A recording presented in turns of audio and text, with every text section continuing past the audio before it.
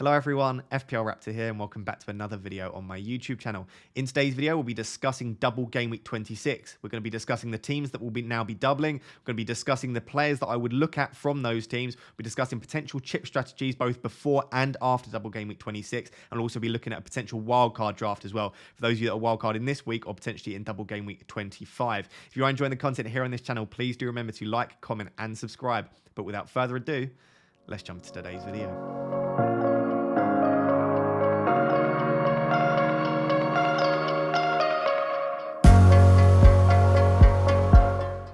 So guys, before we jump into today's video, I just want to give a massive shout out to Ultimate Champions who will be sponsoring today's video. Ultimate Champions is the first free-to-earn fantasy football game powered by the blockchain. What we want you to do is imagine a cross between FIFA, trading cards, and fantasy football, and you arrive with Ultimate Champions. What you essentially do is, whether it be through earning rewards, opening packs, or trading on the market, you build a team of rare or common cards, and they compete on a weekly basis in different tournaments to earn you points. The more points you earn in a fantasy football format, the better the rewards you earn. What I love about Ultimate Champions, though, is that the scoring is quite complex and it's quite detailed, and they use some of the underlying statistics from Opta, etc. And as a result, it's like a more advanced or better version of fantasy football that you would normally see.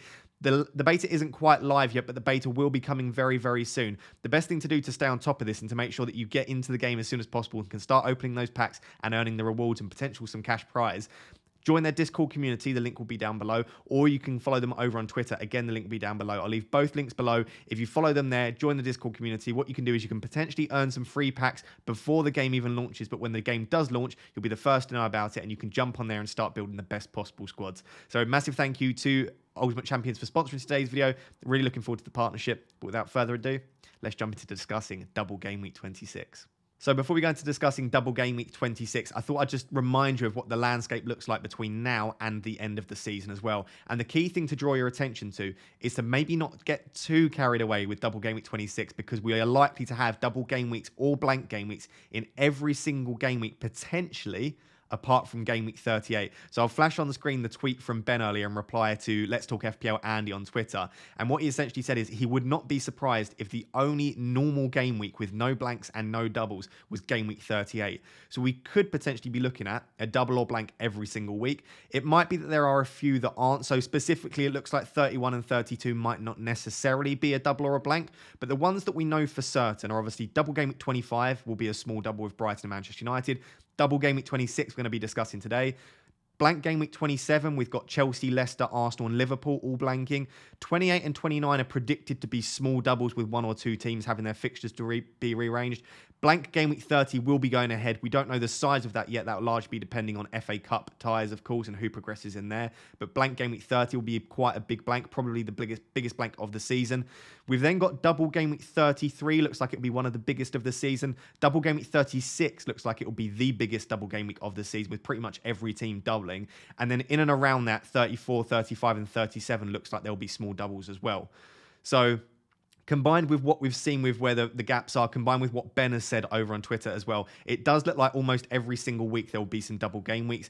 What that means is a couple of things. Number one, saving your chips for the back end of the season might not be the worst idea in the world. But number two, be willing to be flexible with everything. Try not to plan too far in advance. And even if you do plan in advance, which we're going to be doing today, be willing to adapt that. We've spoken about plan continuation bias and the Semmelweis reflex, two well-known psychological concepts where we're almost stubborn and we continue with a course of action because that's what we planned on doing. And as a result, we're going to continue to do that. That might not always be the best thing. I've been planning for a while now a late wildcard, which we'll discuss in a second. But I'm now tempted potentially by either a Game Week 25 wildcard or maybe even a Game Week 28 wildcard as well. And I'm not going to shoehorn myself into a specific strategy just because that was the original plan. So I just thought I'd remind you before we specifically jump into Double Game Week 26 that there are lots of blanks and doubles coming, and to not worry too much about one specific one. But that being said, Double Game Week 26 does look tempting. We've got 8 teams now doubling. Let's take a look at who those 8 teams are. So I'm sure you already know which fixtures have been rearranged into Double Game Week 26, either because you've already watched another piece of content or you've seen the fixtures for yourself. But I thought it would be good to just address that at the start of the video. So you can see we've got Arsenal have probably one of the best double game weeks out of the lot here, of course, Liverpool have the best, but Arsenal definitely have a nice set of fixtures. Brentford at home and Wolves at home. I'm thinking specifically here from a defensive perspective, which we'll discuss in the next section. I really like those two fixtures. I could see quite easily 2 clean sheets there, but you would hope at the very least 1 clean sheet, because both Brentford and Wolves do struggle to score goals. Burnley's is a bit of a mixed bag. I would generally say that I wouldn't be too worried about targeting Burnley players, but if you do own a Burnley player, of course, a double game week is nice to have. Brighton away and Spurs at home. Again, maybe more so from a defensive perspective than from an attacking perspective, because both Brighton and Spurs have actually been pretty good from a defensive perspective this season and in recent weeks as well. Leeds don't have a great double game week at all, and there's not that many players that you'd want to target from Leeds anyway. But Man United at home and Liverpool away aren't the best fixtures, so I'm not that interested by Leeds. Liverpool, of course, are the team to target. Norwich at home and Leeds at home is probably, arguably, the best attacking fixtures you could possibly get, even from a defensive perspective as well. I really, really like that. 2 home fixtures against 2 teams that are bottom half of the table, potential relegation candidates as well. So Liverpool basically have the best possible double game you could hope for, and as a result, I think every single person will probably be on a triple up from Liverpool. Palace have a bit of a mixed bag, so they have Chelsea at home and Watford away. The Chelsea at home fixture was the one that already stood. Watford away being added in is absolutely fantastic, but because before that, they have Norwich and Brentford. They've then got Chelsea and Watford, and then after that, they've got Burnley. So in 4 game weeks, they've got 5 really, really decent fixtures, apart from obviously the Chelsea's one's not fantastic. But Palace definitely look like a team to target now, and as a result, I'll definitely be adding some Palace players to my watch list. And I already had a few, as we discussed in the previous video. Spurs, again, have got a bit of a mixed bag. The Man City fixture's not ideal by any means, Man City away, but Burnley away is a decent fixture. And I think if you have Son or Kane, that's absolutely fine. But again, I don't think that's necessarily the best double game week to target. Watford have a pretty decent one, but I think a lot of us have that recency bias of being trolled by Dennis and potentially King if he does blank this weekend. So I know a lot of us might be avoiding the Watford players, but I do think that there are definitely some decent Watford players to choose from, specifically in the attack. And I don't mind the double game week of Villa and Crystal Palace. So try not to let recent events sway you too much. I do think that's still a decent double game week. And then Wolves have an average one, probably not the best in the world, but Leicester at home and Arsenal away isn't terrible. I would probably, again, only be targeting defenders from Wolves because they've got a fantastic defence, and I wouldn't mind having one Wolves defender or potentially the goalkeeper in my wildcard draft, which we'll be discussing at the end of the video as well. So I guess not the best doubles in the world. I think we get carried away with sort of narrative bias and the excitement of having double game weeks announced. When you actually look at the fixtures, they're not the best in the world, but I would say that Arsenal and Liverpool stand out to me as really, really nice fixtures, and I don't mind Watford's as well, and then the rest are a bit of a mixed bag, but Arsenal and Liverpool are definitely the 2 teams that if I were free hitting, for example, in double game week 26, I would definitely have a triple up from those 2 teams. Let's now take a quick look at least, at the players that I would be considering from these teams on my initial watch list. So based on what we just said about the fixtures, I've made a quick list of players that double in game week 26, i.e. they have 2 fixtures, and ones that I would potentially be considering. The players that are highlighted in orange are the ones that I would definitely be considering and that I'm definitely considering for my own team. And the ones in white, I mean, I think they're good options, but they're not really high up on my priority list. So obviously, as I said, Arsenal have got fantastic fixtures, but I would mainly be targeting their defence if I had the choice. The reason for that is that Wolves isn't the easiest fixture in the world, and Brentford's underlying data, believe it or not, isn't terrible from a defensive perspective. That doesn't mean that I don't think the attackers are good options. I'm considering myself Martinelli at that really, really cheap price of 5.4 million. But if I were targeting the players that I think would get you the most points, I think Ramsdale and Tierney would be 2 good options. And if I had to choose one of Ramsdale or Tierney, I'd probably go for Ramsdale just due to the save points, and he's an absolute bonus points monster. Even if he only makes 1 save, you potentially could be in the bonus points. So I would say Ramsdale and Tierney are both good options, and I think I'd prefer Martinelli to Saka. The underlying statistics are better for Martinelli, and he's also at a cheaper price as well. But Saka's obviously got that 100% security of minutes that Martinelli doesn't necessarily have. From Burnley, it's basically Cornet or Weghorst, obviously the 2 new signings this season. I'd like to see how they get on, though, over the next few weeks, and I don't necessarily think it's the best double game week for Burnley. So for me, I think I'd be targeting the Burnley players from game week 31 onwards after that big blank in game week 30. From Leeds, it's basically Rafinha. I think if you were considering bringing in Rafinha anyway, still do so. And I think if you own Rafinha, 100% hold him. But when I take a look at the fixtures in Double Game Week 26, I'm not necessarily looking at Rafinha and saying, wow, that's definitely a fixture I want to target. So I think if you keep him, if you have him already, you keep. And if you were looking to bring him in anyway, this doesn't harm the potential to bring him into your team. But I'm not sure that the sudden Double Game Week now makes me desperately want Rafinha. I'm not going to go into the Liverpool boys in too much detail. Trent, Robertson, Jota and Salah are all fantastic options. You're going to have Trent and Salah almost definitely. Salah's almost definitely going to be your captaincy. The real decision comes down to Robertson versus Jota. I think if I were on a wild card, I might lean towards Robertson at the moment, but I think you basically hold the one that you've got and you get the one in that is easiest for the current structure that you have. We'll discuss that in a little bit more detail at the end of the video, but I think all of those are obviously fantastic options. From Palace, I think my top two options would be Elise and Edouard. I think I like Edouard because I just think that there are less attractive strikers at the moment, and potentially Elise is holding up a spot in the midfield that I would rather use on someone else. Something that I do want to draw your attention to is the fact that Gallagher cannot play against Chelsea in Double Gameweek 26. So he still has a great fixture of Watford, which means that his next 4 fixtures are Norwich, Brentford, Watford and Burnley, which are fantastic for Conor Gallagher, but he doesn't have the Double Gameweek. Because he's a loanee from Chelsea, he can't play that Chelsea fixture. So just bear that in mind. And as a result, I think I'd probably lean towards the cheaper Elise or just going for a striker instead with Edouard. And I think, as I said, if I had to choose at the moment, I'd probably lean just about to Edouard. Not because of the underlying statistics, but just due to the fact that he is a striker. And I don't really like any of the strikers that much at the moment anyway. With respect to Tottenham, I think it is Son and Kane. I don't mind Reguilon. I don't mind going for potentially for Lloris, but I just think that Son and Kane is where the value is. They're absolutely fantastic. They're worth the price you're paying for them. They've still got another 2 fixtures after this to be rearranged as well. So I just think Spurs might be worth jumping on, and Conte's definitely improved that Spurs team as well. I don't think you'd necessarily want a double up of Son and Kane, so I think you basically get in the one that you can with your structure. But equally, if you've already got a Bruno Fernandes and you've already got a Salah and or De Bruyne, you might find it tricky to get in a Spurs premium. With respect to Watford, I still think they're worth going for. I think it's probably worth keeping whoever you have out of King and Dennis. If you still have both of them, it might be worth holding on to the double up at least until double game week 26.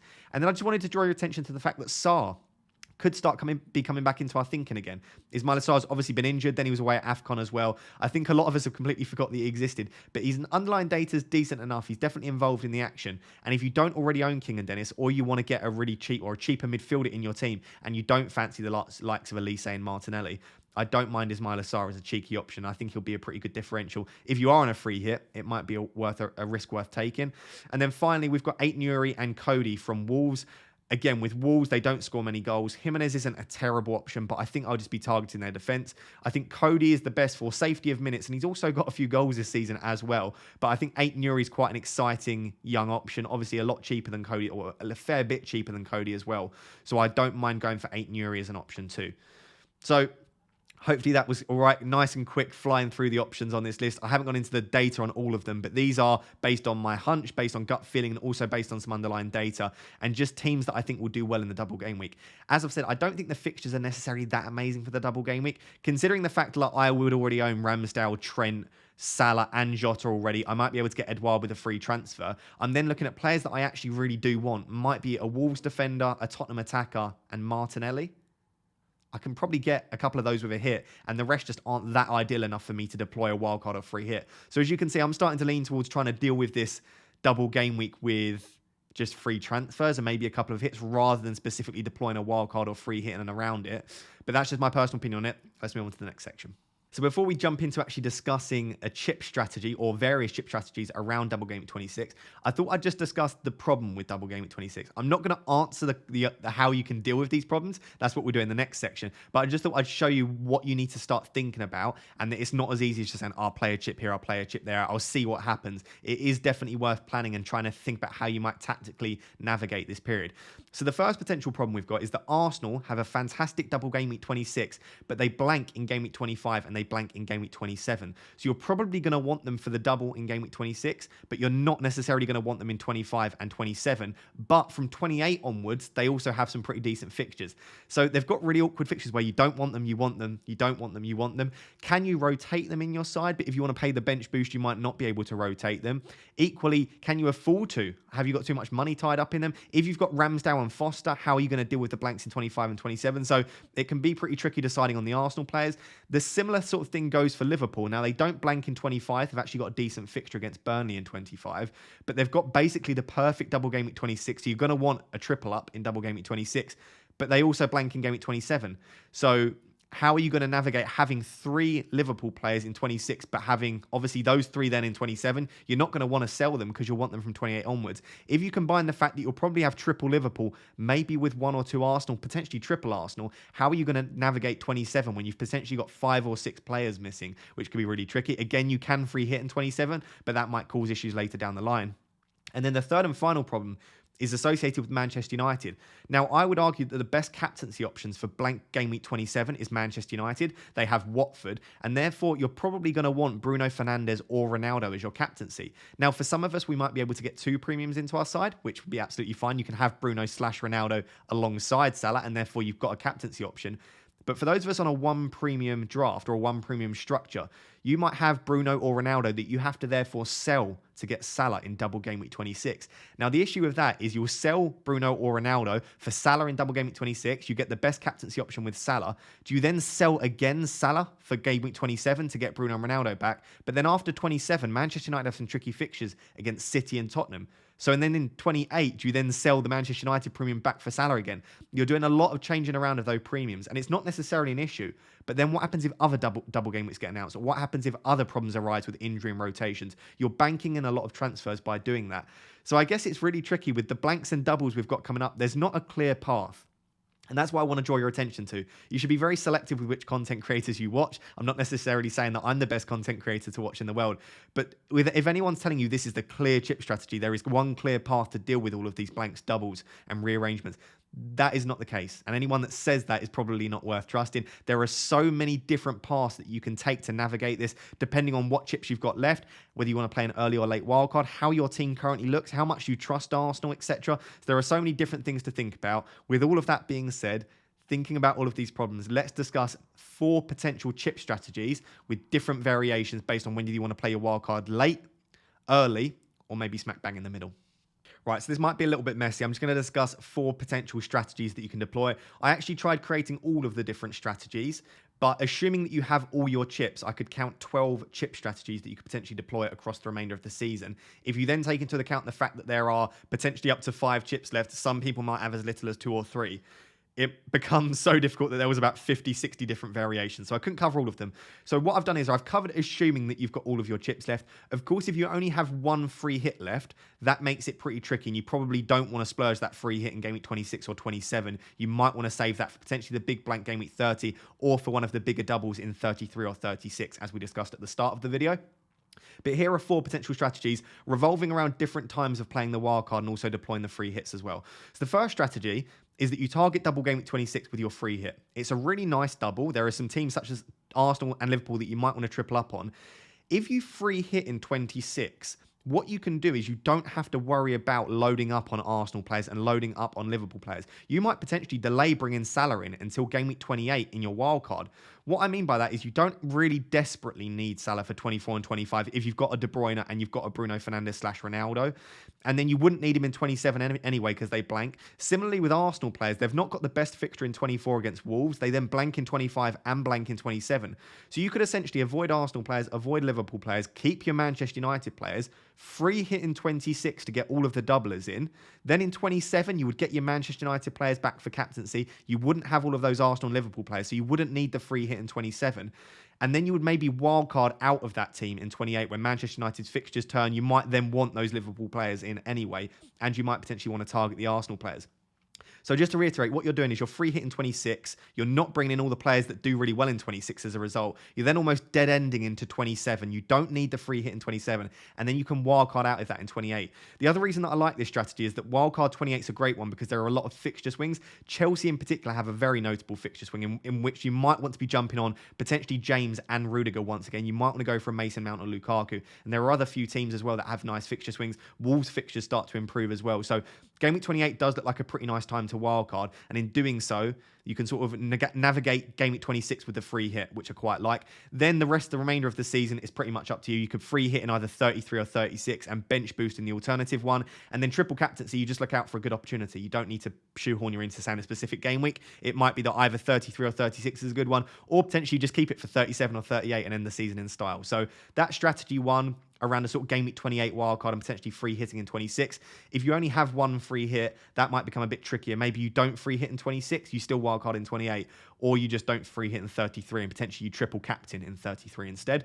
Strategy 2, I like because I like wildcarding directly before a bench boost. And I guess that's the major issue that I've got with strategy 1 is that I like to wildcard into a bench boost because you can really form and structure that bench boost perfectly. So the next option is you don't wildcard in 28, you wildcard instead in either 24, so you can wildcard this week, or you wildcard in 25 and you bench boost in 26 because there are a lot of good teams with doubles in 26 and you could potentially save that triple captaincy chip, not triple captain Salah in 26 and instead bench boost. Then what you'd probably do is you'd probably follow that up with a free hit because if you're wildcarding in 25 into a 26 bench boost, you'd probably need triple Liverpool and you'll probably need a couple of Arsenal players as well. So you might then need to free hit in 27 to navigate that. So you'd go wildcard 25, bench boost 26, free hit 27, and then you've essentially what you'd have left if you have all of your chips is a triple captaincy and a free hit, which you could play in the big double game weeks in 33 and 36. So this is quite a straightforward strategy. I'd say slightly more straightforward than strategy 1, in which case everything sort of follows a chronological order, and I do quite like it, and I think this is quite a sensible one. The only issue you've got is that you can't as easily target that game week 28 fixture swing is the only potential issue you might face. But I do really like it. That's strategy 2. Strategy 3 is still wildcarding in game week 25, but rather than wildcarding into a bench boost, you still wildcard and then triple captain Salah. So you're still triple captain Salah, you don't use the bench boost, you still free hit in 27, but then you've got your bench boost for one of the big doubles later on in the season. So either 33 or 36, and then you play the free hit in the alternative. So the only difference with strategy 3 is that you don't wildcard straight into a bench boost, you wildcard triple captaincy and keep the bench boost for later on in the season. The reason I also like the wild card in 25 or 24 is not only are you targeting 26, you can also bring in Brighton and Manchester United players for game week 25 as well. So with this wild card, when you play it before 25, either in 24 or 25, you can also target the double game week 25 as well. So that's the other reason that I like the early wild card. If potentially you're not keen on early wildcard, which I don't tend to be, and you want to play your wildcard late, you could potentially play it really late. So here's a nice strategy that you could deploy.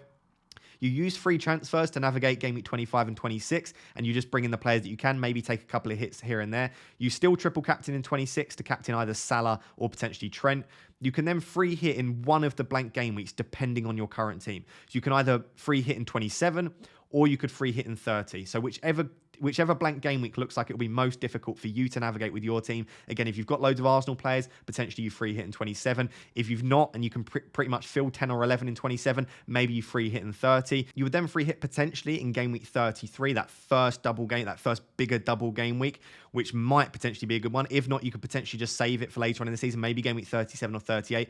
What I would then do is I'd play my wildcard around game week 34, 35, directly into what will definitely be the biggest double game week of the season, what we predict to be the biggest double game week of the season, which is double game week 36. The reason I love this is by double game week 36, we'll have a good idea about which teams still have stuff to play for, which formations are being deployed. Hopefully COVID will be definitely well and truly out the picture then, and we'll have a very good idea of this massive double game week. If you wildcard into a huge double game week as well, you could potentially field 15 players with double game weeks, or at least sort of 13, 14. So I think in that way, you're making the most of the bench boost. The only issue with that is that you're wildcarding specifically for a bench boost, and you've only got sort of like 2 or 3 weeks that you're making the most of that wildcard. I don't necessarily mind that, specifically if you can navigate quite well between now and then anyway. So that's another potential option, is that you wildcard pretty late, directly into that huge double game week at the end and bench boost into that, and you essentially navigate double game week 25 and 26 with free hits, with free transfers and your triple captaincy, and you navigate 27 and 30 with either 1 or 2 free hits as well. So those are 4 potential strategies. That is not an exhaustive list. Do let me know down below in the comments what specific chip strategy you're deploying. What I would try and work out is how many chips you've got left. If you've only got 1 free hit, that might make it a little bit trickier. And what I tend to try and revolve mine around is when do I want to deploy the wildcard? Do I want to use an early wildcard? Do I want to do it in the middle? Do I want to target a fixture swing? Do I want to target using a specific chip in a specific double game week? In doing that, the rest of it sort of molds around that. I personally think I'm just about still leaning towards a late wildcard. My second favourite would actually be that strategy 1 with a game week 28 wildcard. Again, you don't need to free hit in 26, but what I'm getting at is that 28 might be a nice time to wildcard. You could even free hit in 27 and still wildcard in 28 if you wanted to, but I think strategy 1 could be a nice one. And then probably my third favourite would then be double game week 25 wildcard or double game week 24 wildcard. I don't think it's an issue early wildcarding, but it's not normally for me. And when I look at my team, I'm pretty close to the team that I would want over the next few weeks anyway. So let me know your chip strategy down below. Hopefully that helps you. If you have any comments around potential chip strategies or how to use certain chips or potential upcoming blanks and doubles, do let me know down below and I'll try and get around to answering those as well. So this final section will be a little bit messier. What I'm essentially going to go through is a wildcard draft for game week 24. Now, this is specifically for game week 24 because if you're wildcarding in game week 25, you might want to target specific players differently. If you're wildcarding in 26, then you might not necessarily need to bring in Manchester United or Brighton players, etc. So it really does depend on the week you wildcard. So this is specifically if you're wildcarding this week. I've just drawn together something which allows you to deal with this week, attack game week 25, attack game week 26, and also leave yourself in a decent enough position for game week 27 and beyond as well. So this leaves you fairly open. This, therefore, isn't necessarily a team to wildcard into the bench boost. So I'm not necessarily saying that I would bench boost 26 in here. With my current setup, I would probably triple captain in 26 with the current wildcard team that I've built. So I'll just go through what it looks like on each specific week. The website I'm using is fpl.team. I know a lot of people always ask in the comments.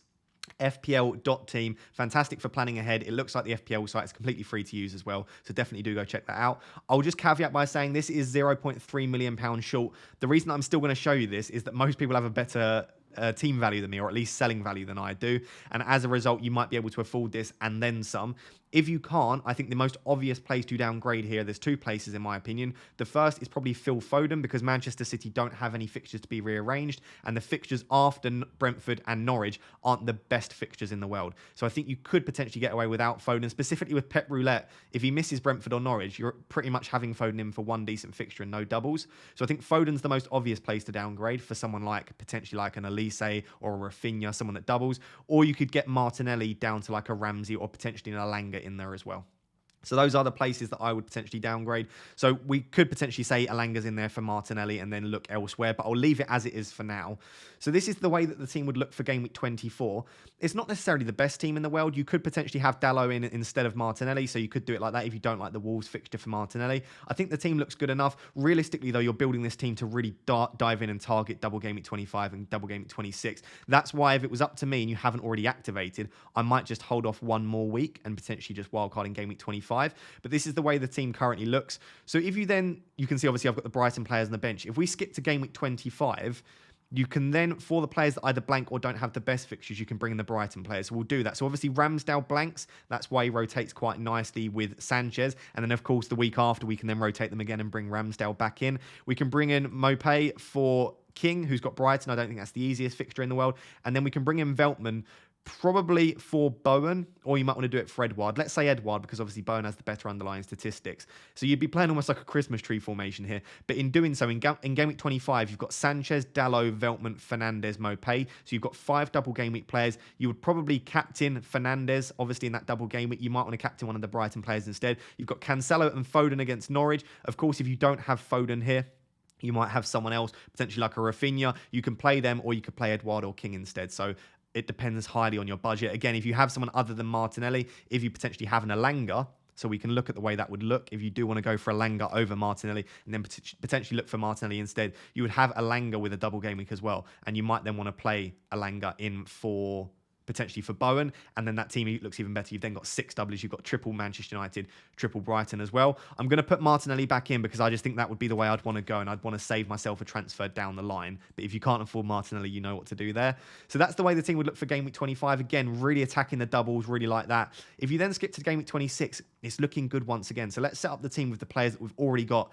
And of course, the reason I like this as well is you could probably get away with rolling a transfer in game week 25. So assuming we can roll a transfer into game week 25, we're going into double game week 26 with a good team already, plus we'd have 2 free transfers. So let's put in all the players that double and take out the players that don't. Of course, you might not necessarily want to play all of the doublers, but the option's there to do so. And then you'd probably have Foden in for Veltman. And at this stage, You've currently got Ramsdale with a brilliant double. You've got Trent and Robertson with really nice doubles. And I should say, as I said at the start, I would probably go for Robertson over Jota just due to expected minutes in a double game week where the fixtures are crammed quite well together. So Ramsdale, Trent, Robertson, Martinelli, Salah, King and Edwards. You've immediately got 7 players in Double Game Week 26 after having 5 players in Double Game Week 25. And then you've got the choice of whether you want to just use one transfer and then maybe roll a free transfer into Game Week 27. Remember, because it's a blank Double Game Week and you might want to save your free hit.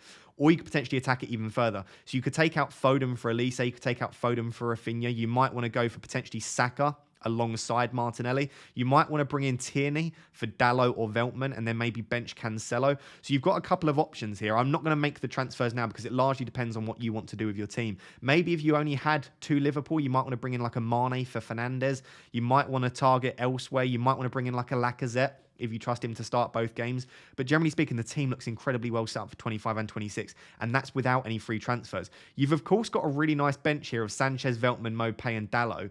If, for example, you decided, you know what, I do want to do... You wouldn't be able to do that, though, would you, with the prices? That's the issue. I was going to say Dalot to like a Tierney. You might be able to get away again. If you have some money in the bank, Dalot to like a Ben White. If you have a lot of money in the bank, Dalot to Tierney might work. In doing just that one transfer, and then if you say do take out Foden for such as a Rafinha or someone like that, you could end up with what you're looking at is an incredible bench boost team. And then at that point, you decide, do you just want to triple captain Salah, or do you potentially want to bench boost because you'll have a really, really nice bench boost team in there? Again, if you do Rafinha in for Foden, you almost definitely will be able to afford Tierney in for Ben White instead. Then you might say, actually, I'll probably start Tierney ahead of Cancelo. But even then, a bench of Sanchez, Veltman, Mopé, and Cancelo, specifically with Brighton facing Burnley, I think that's a really nice team. So assuming you make similar transfers to that, the issue you have if you bring Tierney in is that you're bringing in another player with a blank. So let's say instead you don't bring in Tierney and instead you bring in someone like a Connor Cody. So you don't want to free hit in 27. You want to save your free hit in 27 and instead you bring in Cody. What you're then looking at for game week 27 is you're looking at being able to field 10 players because obviously you've got the triple Arsenal and you've got the triple Liverpool, and you've got one Arsenal outfield player. So what the team would look like is something like this. So you'd have one blank in your team. You'd be able to field 10. The issue with bringing in someone like Rafinha, of course, is that he's got Tottenham. And then you've got King against Manchester United. And you've got one blank. So what you could do potentially is you could take out Martinelli for a player that has a decent enough fixture. So as an example, we could bring in Elise for Martinelli. Then you'd just be fielding 10 pretty good players in a blank game week. You might just say, do you know what? I don't think that's necessarily worth using the free hit.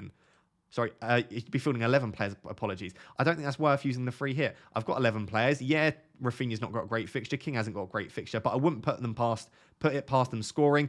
I've got a great captaincy option in Fernandes as well. I'm perfectly happy with this team, which is absolutely fine. Equally, as I said, if you didn't bring in Rafinha for this one and you instead brought in someone like Elise already and then you bring in another player of a decent fixture, the team looks pretty good. But at that stage, you could decide whether you wanted to free hit or not. And I wouldn't mind playing the free hit in 27. I'm still considering it myself. If you do, you can bring in Fernandes and Ronaldo. You could potentially bring in Son or Kane, who have a pretty good fixture as well against Leeds. I would potentially be looking at free hitting that week. If you then shift one more week, and this is the final week of planning, I know it's difficult to plan this far in advance. I just wanted to show you that the fixtures aren't terrible moving forward, but you do have a few fixture swings. So you would have Manchester United. Let me just sort out the team, the way that you would actually probably be playing it. You'd have obviously Salah in like that, and you might have potentially Bowen on the bench against Liverpool, and then you might potentially want to chuck Ramsdale against Watford. So the team's not terrible by any means, but what you've got is you've got Manchester United. You probably wouldn't want to have Fernandes. City's fixtures aren't great, so if you are carrying a Cancelo and a Laporte, you might want to wildcard out of that, maybe one of them. You've got 3 Brighton players, which aren't bad long-term, but after 28, you can see they then have Liverpool, Man City, Brighton. If you're looking at their fixtures, then they've got Norwich, but you might not want to have triple Brighton long-term. And I think even Watford as well, West Ham's fixtures start to turn for the worst. You've also got a double up of the Crystal Palace attack. So I think the way that I've sort of built this narrative of the way that you might structure your team over 24, 25, 26, 27, 28, you're going to struggle, and then you'd probably want a wildcard out of that. But the issue is that you've just used a wildcard in 24. So I guess the thing that you need to think about is how are you going to deal with the fact that if you're wildcarding in 24 or 25, you're probably going to want another wildcard in 28, which of course you've already used. So I would start planning ahead about how you might deal with the big fixture swing in 28. Of course, you don't have to deal with that all in one week. You can deal with that across 28, 29, etc. But do start to think about how you might be getting double Chelsea defence. How might you be potentially taking out some of the players from Palace or West Ham, whoever it may be. So I guess this is up to you. This is the point where I'm not making a decision for you. I think I'll be wildcarding around 28, potentially saving it until 33, 34, 35. I don't think I'll be wildcarding early, but it's completely up to you. This is what makes FPL so exciting. There's so many different paths to take, and there are so many different things you can do with your team. Now is the time to take some independence, own your own decision-making, go away and enjoy what makes FPL so amazing, which is planning ahead and tinkering. Let me know down below, what is your current chip strategy? As I said in the previous section, are you wildcarding this week? If you are, feel free to drop your wildcard teams down below. I'm definitely interested here. It will largely depend on your chip strategy, and your chip strategy will massively decide what your wildcard looks like. So I'm very interested to see some potentially creative wildcard drafts down below.